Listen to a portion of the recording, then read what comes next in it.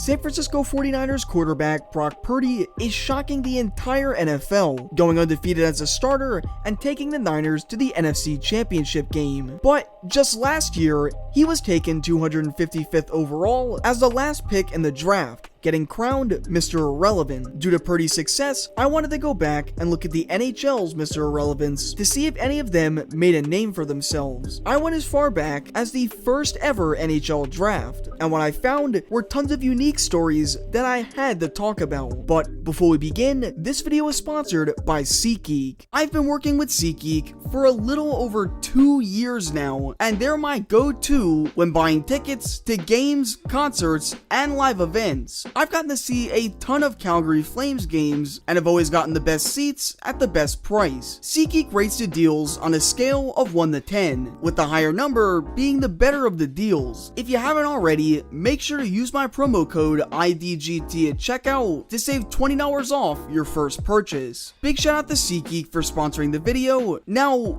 let's go back.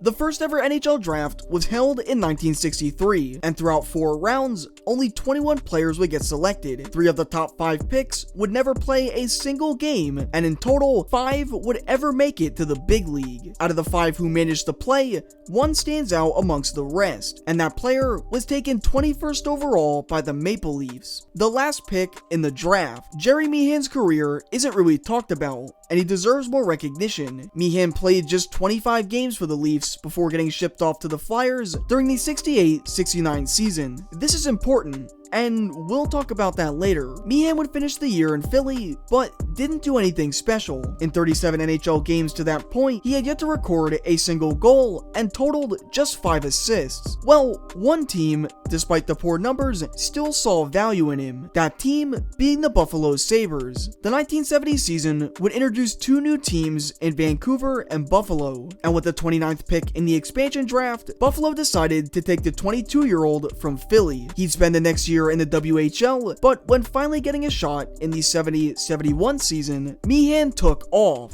Getting increased playing time and playing a bigger role, he would produce 55 points in his first year in Buffalo and would follow it up with a 46-point season, and then a career-high 60-point, 31-goal season in the 72-73 season. Through 4 years, Meehan was considered one of Buffalo's best players, and had perhaps his career-defining moment while there as well. During the final game of the 71-72 season, with just 4 seconds on the clock, Meehan fired an 80-foot shot that secured his Sabres the victory. Fires back to Meehan. Meehan getting to that Philadelphia line. He shoots. He scores! Gerry Meehan! But why is this important? Well, the team they were facing needed a win or a tie to secure the final wildcard spot. That team being the Philadelphia Flyers, the same team that gave up on him just a few seasons prior. Last overall picks are often overlooked since they weren't taken in the top of the class, and because of this, teams who do their scouting will reap the rewards. And in 1986, during the middle of the Oilers dynasty, they could have gotten a second Wayne Gretzky. With the 252nd pick in the 1986 draft, Edmonton selected a British superstar. The numbers forward Tony Hand were putting up in the BHL were out of this world. During his draft year, he posted 164 points, a total that he also produced a year prior. Once getting selected, Oilers management knew they got themselves a star. He would attend training camp and would play alongside Gretzky and Messier. His play impressed Glenn Slater, who offered him a contract to play junior hockey, but suffering from homesickness, he turned it down. He would, however, play in 3 games with the Victoria Cougars before returning home. There, he would score 4 goals and 4 assists, one of which was to Oilers teammate Kevin Lowe. The following season, he would make a return, but after once again getting offered a contract, he would again turn it down. Slater and all of Edmonton's management was very disappointed, with Slater even stating, quote, "He was the smartest player out there other than Wayne Gretzky. He skated well, his intelligence on the ice stood out, he was a real prospect." The story of Tony Hand is one of the biggest what-ifs in NHL history, as once returning to the BHL, he would record multiple 200-plus point seasons and would finish his professional career with over 4,000 points, more points than any professional hockey player ever. Just imagine how many more cups Edmonton could have won had Hand decided to stay, especially after Gretzky's departure.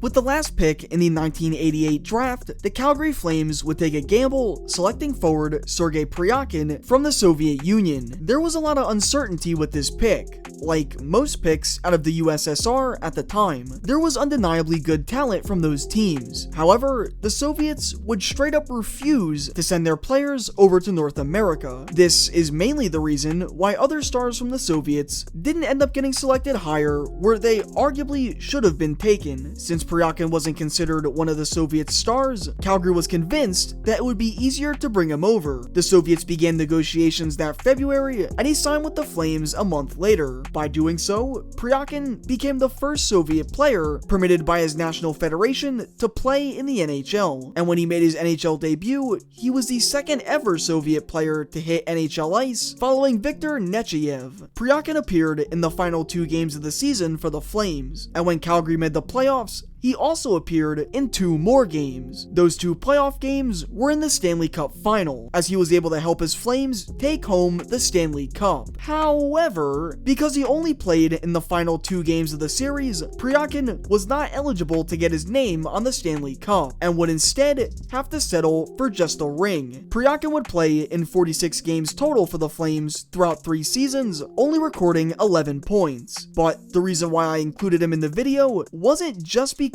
he was a Flame, but because his impact affected the NHL in more ways than one.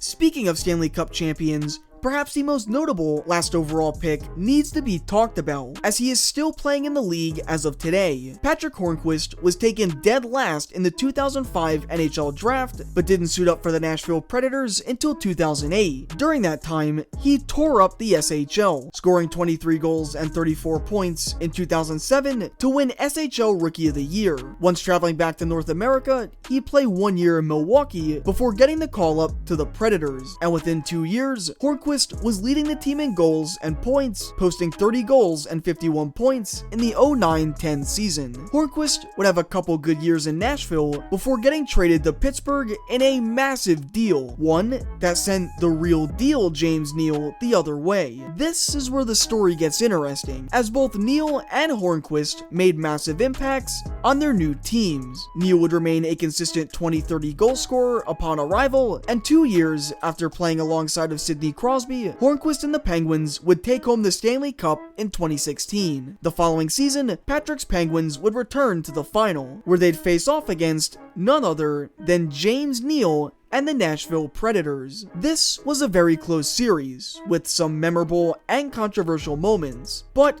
come Game 6, the Penguins were 1 game away from winning back-to-back Stanley Cups. Late in the 3rd period, all they needed was a goal, and what happened next made history. To the shot, went wide, rebound off the boards, they score!